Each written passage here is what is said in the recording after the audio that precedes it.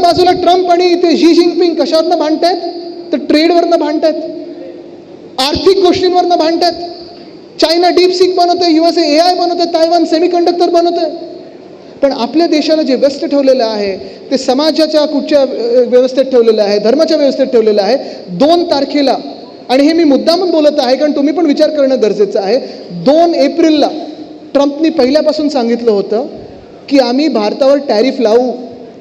कदाचित भाजपला वाटलं आमची तारीफ करते कोणीतरी, वाटलं असेल काय त्यांना, जे काही वाटतं ते वाटतं.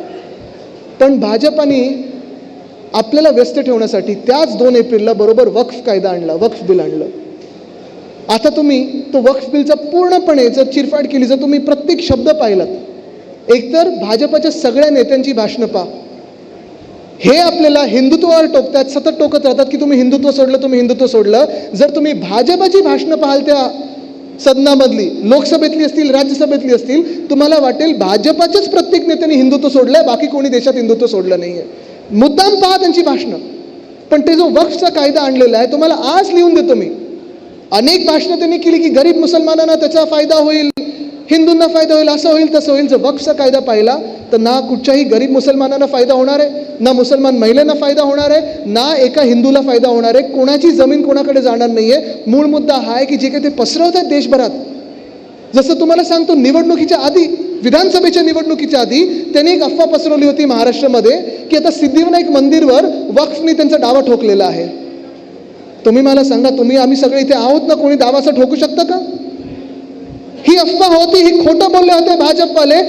मला पण 1-2 मेसेज आलेच होते, मला कितीतरी व्हॉट्सॲप आले होते की आता वक्फ कायदा पारित झाला आहे, आता लाखो गावं जी देशामध्ये वक्फने घेतली होती ती आता पुन्हा हिंदूंना दिली जाणार, पुन्हा आता आपल्या नागरिकांना दिली जाणार. मी त्या माणसाला सहज मेसेज पाठवला की मला ती गावांची यादी पाठव, मीच जाऊन पहिलं त्या गावांसाठी लढतो. गायब, उत्तरच नाही. कारण हा भाजपचा खोटा प्रचार आहे.